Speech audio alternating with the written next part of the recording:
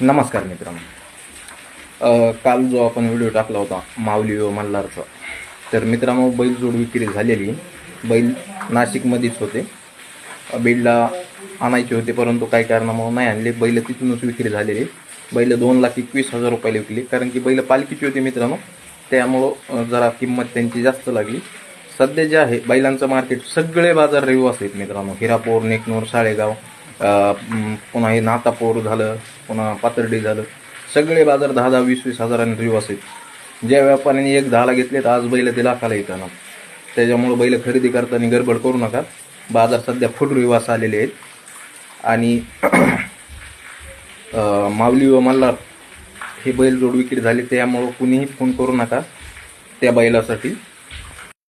व असेच नवनवीन व्हिडिओ पाहण्यासाठी आपल्या इंस्टाग्रामच्या पेजला फॉलो करा, फेसबुक पेजला फॉलो करा.